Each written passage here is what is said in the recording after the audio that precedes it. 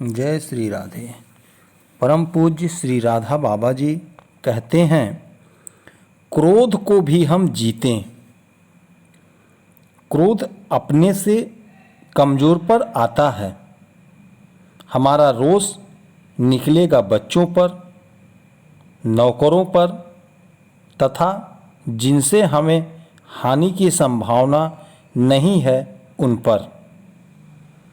किंतु जिसके निमित्त से क्रोध निकला हो, उसकी उस बुराई को तो वह दूर करने से रहा, उल्टे वह बुराई एक बार दबकर वापस जाकर गहरी बन जाएगी।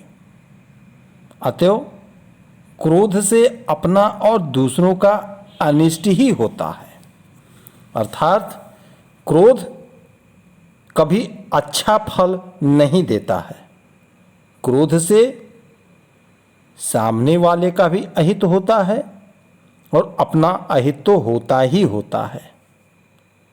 सोचें, क्या हमने सबके मंगल का ठेका ले रखा है और हमारे क्रोध करने से ही उसका मंगल हो जाएगा, उसकी बुराई मिट जाएगी?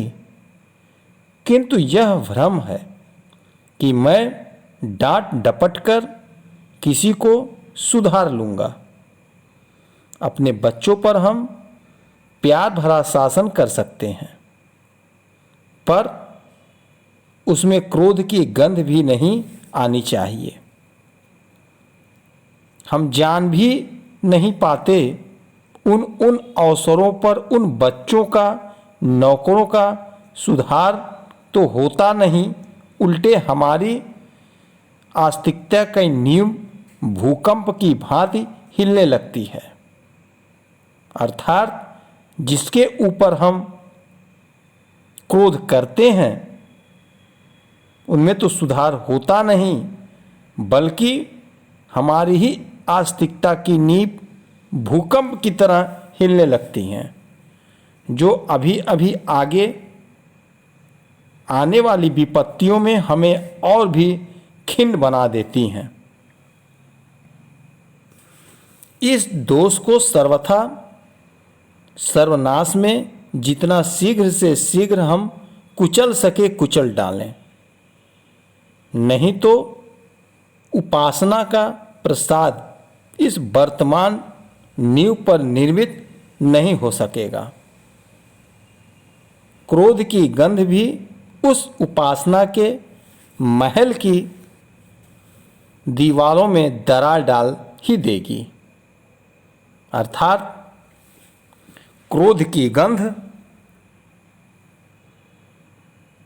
उपासना के महल की दीवारों में दरार डाल ही देती है। अतएव खूब सावधानी से व्रत लेकर इस दोष पर काबू पावें।